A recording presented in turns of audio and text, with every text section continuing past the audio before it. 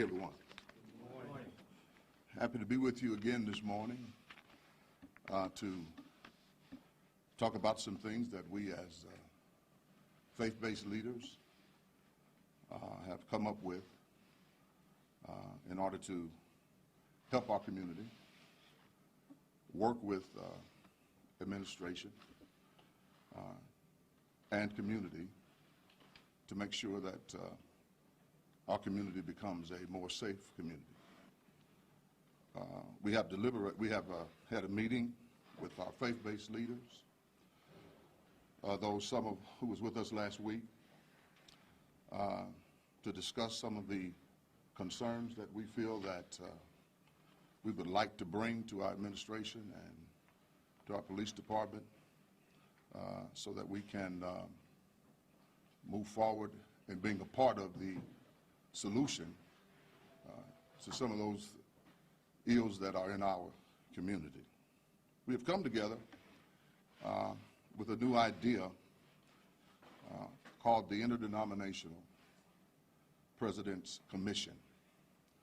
We seek to try to develop a commission that will work with community and administration and be able to combat issues to where everybody understands the issues at hand and how we can go about and get resolution and resolve to those resolutions that are in our community.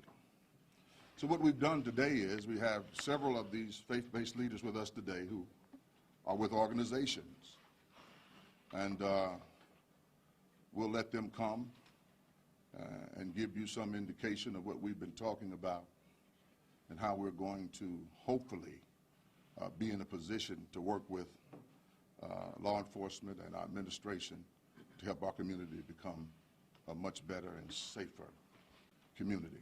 I would ask that you would allow these brothers to come and talk about their issue. And then after they talk about their issue, we'll give you opportunities to ask questions. We'll start with Brother Glenn. After Brother Glenn, we will go with Brother Tate. These brothers will come, Brother Harrison and then Brother Green, and they'll come and tell you what they're affiliated with. Thank you.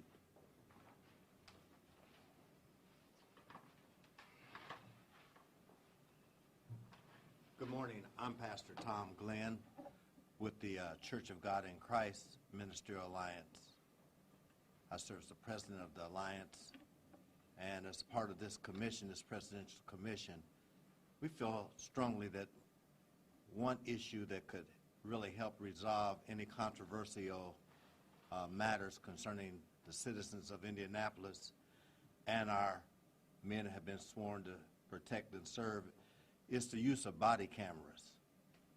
We want our law enforcement officers to be equipped with body cameras for protection for those that have said that they were law-abiding citizens, as well as our police officers who said they were within the restraints of their training and the law in apprehending and bringing those to justice. There was supposedly some money allocated for the use of body cameras. We're suggesting if that money has been allocated that it be used to equip our law enforcement officers so they would have this necessary tool to quell a lot of the controversy in our community. So that's one of our points here, that our law enforcement officers be equipped with body cameras that are being used in other cities that will protect our citizens as well as the law enforcement officers.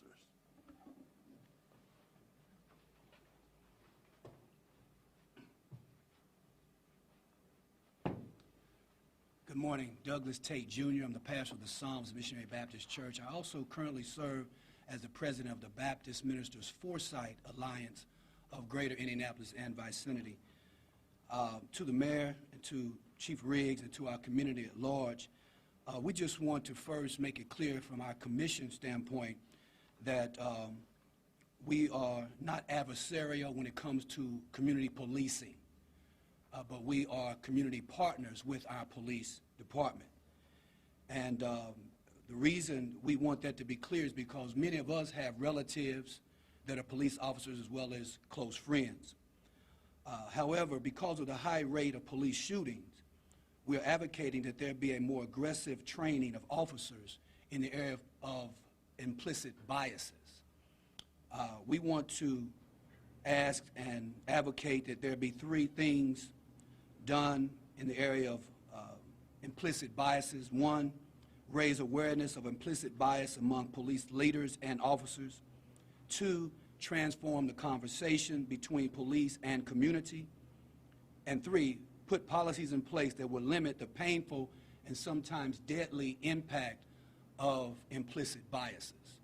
All of us are human, and we are innately born with some prejudices and some biases that we may not be aware of. And so we're finding that some of these lopsided shootings, where it looks like the community is coming out on the short end more and more, I think that we believe that the police, the implicit biases training will minimize and help curb some of these painful and sometimes deadly shootings. We are strongly emphatic with our police officers, men and women who wear the blue suits. We know that it is an inherited, dangerous job, and so we support them wholeheartedly, and we pray for them. We also are aware of the small segment of our community that see themselves as foes to the police. They disrespect, dishonor, and distrust. And sometimes that brings on some bad confrontations. We also aware that some of our police officers, there's a small segment of police officers who fear their lives, even though they go through the training, but still fear because of this element is in the community.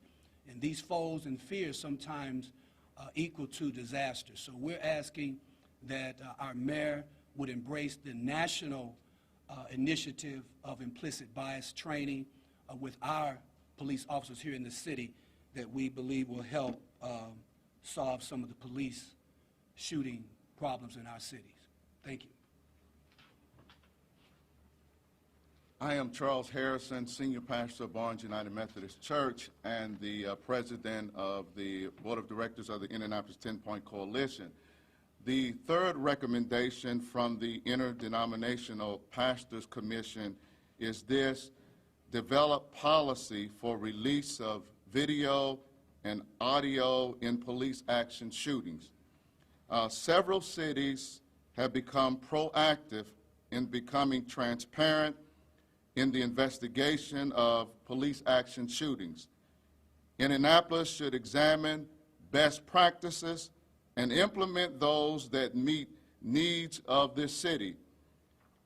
The cities of San Francisco and Seattle have especially been proactive in creating policies for the release of video captured by body cameras and other video audio recordings the department gathers in the investigation. Other cities in various stages of creating video release policies include Baltimore, Chicago, and Cincinnati. Releasing unedited video and audio expeditiously to the community can replace speculation with hard evidence. I'd just like to read this quote to you from the mayor of San Francisco. In quote, "This country has seen far too many incidences where conflict between police and young men of color result in the death of young persons." And the mayor said, we are not this kind of city, and these are not our kind of values.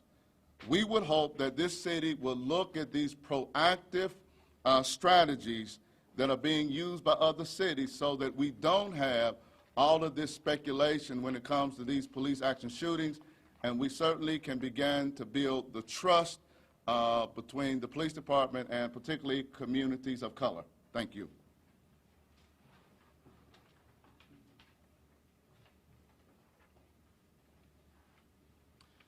My name's Reverend David W. Green, Sr. I'm Senior Pastor of Purpose of Life Ministries and President of the Concerned Clergy here in Indianapolis. I'm coming representing transparency between community and policing. First, I want to applaud our current IMPD Chief, Troy Riggs, for his actions to make his department more transparent and communicate with the community regarding police-related items in our city. For example, his decision to place an empowered night shift commander, Chief Cunningham, was a meaningful first step in heading in a positive direction. We've seen from her, we've heard from her, information is being communicated faster to our community. However, we would suggest as an appropriate second step towards transparency that we would follow the model that was used in Chicago by creating a police accountability task force, a police accountability task force. Initially, this task force would be charged with actively seeking out, listening, and responding to the voices of our community through community forums across Indianapolis. This task force will be charged with assessing all the departments and agencies that potentially impact relationships between the community and law enforcement. It would include IMPD, the Sheriff's Department, the Prosecutor's Office, the Citizens Complaint Board, the Merit Board, and other organizations. We're suggesting that processes that we've had in place for years need to be evaluated for effectiveness and for efficiency. We, as Pastor Harrison has stated, we're concerned about best practices. Other cities are being successful, and we would like to see our city follow suit. The Police Accountability Task Force would not be limited to police action shootings, but would collect and evaluate data related to traffic stops, vehicle searches, complaints, and disciplinary actions. After the task forces had an opportunity to process the data, they would come up with recommendations and have these items shared with the community for implementation. Thank you.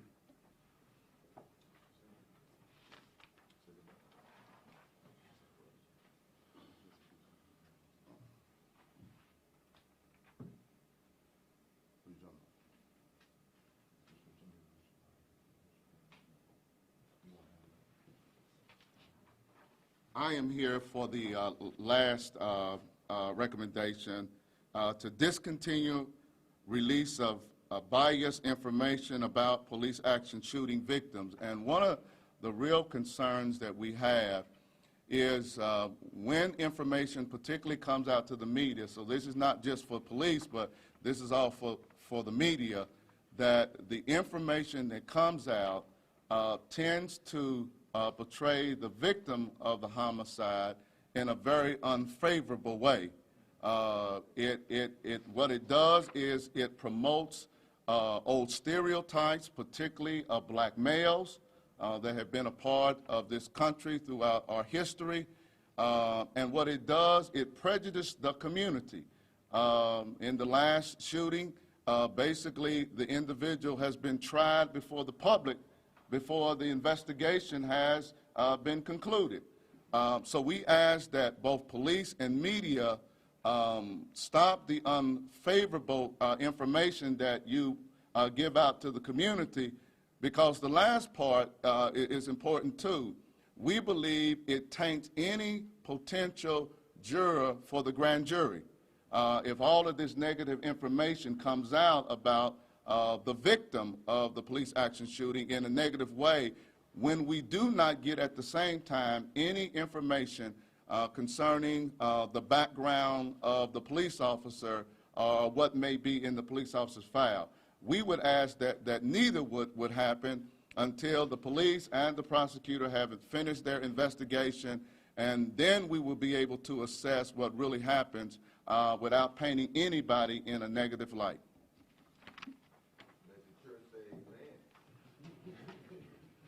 Questions? How's the relationship with the organizations with the city? Because I know Mary talked about working with the new deputy mayor neighborhoods, Pastor David Hampton over at Light of the World, bringing in maybe some folks that haven't been involved in this process before. How is your relationship with the city, and what makes you think that these recommendations will be heard, will be listened to? We don't know if they'll be heard or will be listened to, but we do know that it is advantageous for administration to work with faith-based and community to resolve some of these issues that are before us. Next question. So is your organization or this new group, are you comfortable with the fact that the prosecutor made a decision, a sole decision, not to release the video? Are you supporting that? You're against it? Where's your stand on that? We support that, and the reason why we support that is because our projection is for future. And everything you heard today, we're hoping that we can get in a position and work with administration and police to bring these things into fruition for the community. The tape issue as it relates to us right now, that must be and is with the prosecutor. Next question. The prosecutor said that it's his professional ethics and the state law that prohibits him from releasing the body camera or releasing any video, substantive evidence as it relates to a shooting. Do you suggest that there be some state law passage for you to be able to make these things happen? First of all, that is the prosecutor's choice. We respect his choice. He sounds like it's a choice of ethics. We won't wrestle with his ethics. As I said earlier, everything that we're proposing today, we hope that the prosecutor in the future would take those type of things into consideration and create a process that will be favorable for all areas of the community, as well as law enforcement and administration as well. Next question. Pastor, as far as the logistics are concerned, how will you get those recommendations to the prosecutor's office and reach out to the police chief? Well, what we plan to do in the future, very near future, is reach out. We hope that this news conference will help us get to the point to where they will give us an opportunity to hear us, and we will hear what they have to say about this issue as well. Next question. On the issue of the police body cams and the video footage, one of the big things has always been, you know, in the administration of justice, you can't do anything that's prejudicial. Are you wanting this to be issued, or would like to see your policy have the video body cams released, you know, before there's a trial, after trial, because a lot of things that are evidentiary can't be released to the public prior to trial? I think that when we talk about body cameras, I think we need to be in a position to where we can talk about how that can be handled appropriately, that will satisfy all people, to where it can work for not only community but also the system as well. Next question. Listed San Francisco, Cincinnati, and Baltimore. What specifically are they doing when it comes to video, police action shooting video, that you would like to see? You want to answer that? Well, they have come up with a procedure where they are releasing it almost immediately, and I think there needs to be a community conversation about this. Let's get the community, the legislators involved in a conversation because of the historical issues that exist in this country, because of the current climate. Our concern is that Indianapolis does not become a Ferguson, a Baltimore, or a Chicago. But we also have the potential for that to happen. We have had several police action shootings that could have created that kind of atmosphere if it had not been for the work of clergy in this city. So I think we ought to have that conversation. All of us ought to have that conversation. Politicians, state legislators, the governor, and they ought to hear these concerns that are coming from the African American community and see if there's a way we can somehow find common ground on these issues. I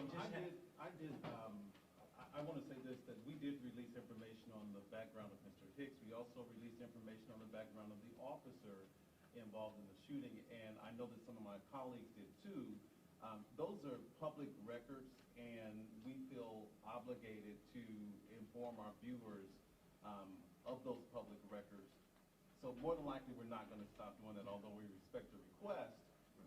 Your reaction to that? Well, yeah, but what it does, you release the video of the police officer after and days after all the information had been released concerning Mr. Hicks. For one, he's a wife beater. 2, his criminal past. 3, his altercation with the officer. 4, he tried to grab the gun. Those statements may be true and they may not be true, but what it does, it continues to impact the community in a negative way, and particularly portrays black men in a negative light. And we need to have this serious conversation concerning that, because really the face of crime has become black men. And when that is portrayed it sheds a negative light on the individuals who may have been involved in a police action shooting. So certainly the news media can do what it wishes, but we may push back against that when we think it impacts what's going on in our community.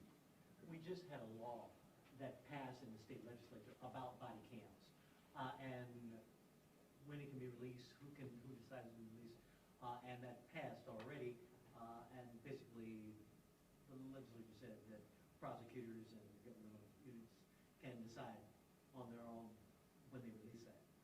Should we have another conversation? Should there be more legislation next session to deal with body cams?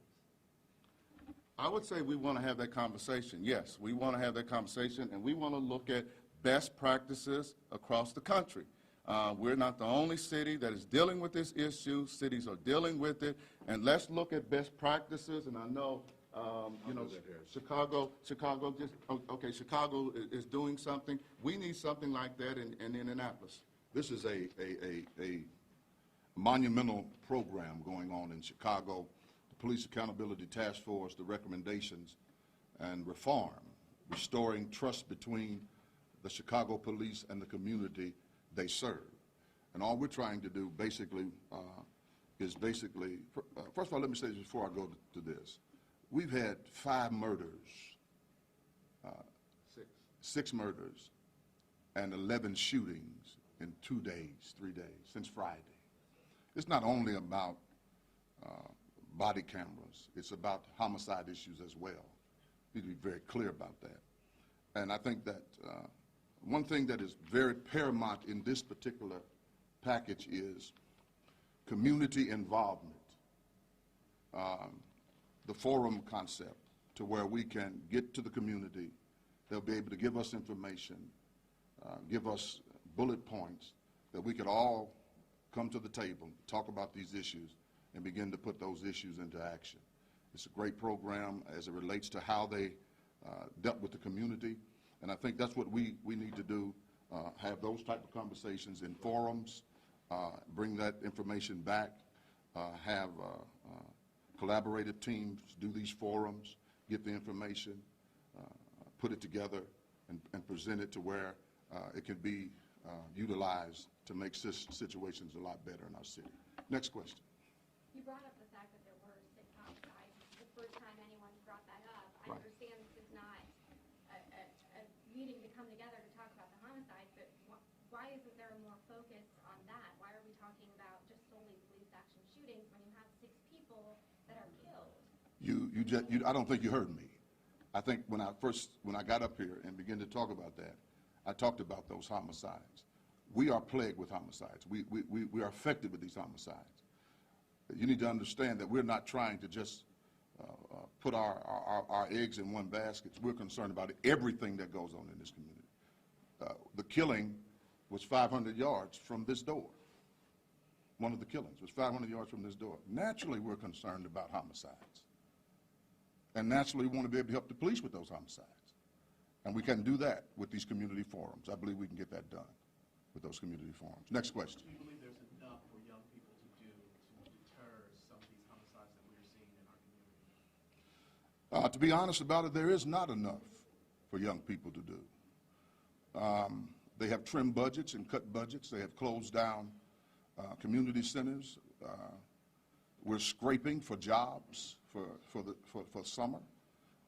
It's proven for the last 3 years, when young people work, it reduces juvenile crime.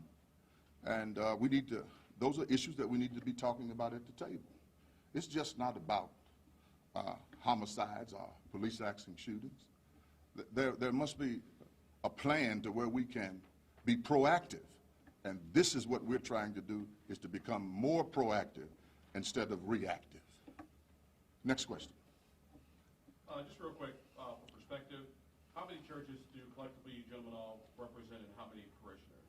Oh, I would say hundreds of parishioners and hundreds of churches. I could just say it that way.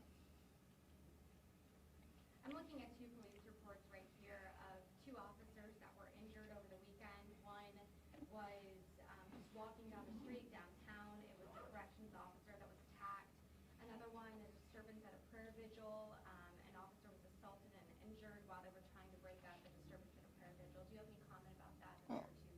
I think that we are concerned about police who are protecting and serving. It is not our wish that any police loses his life.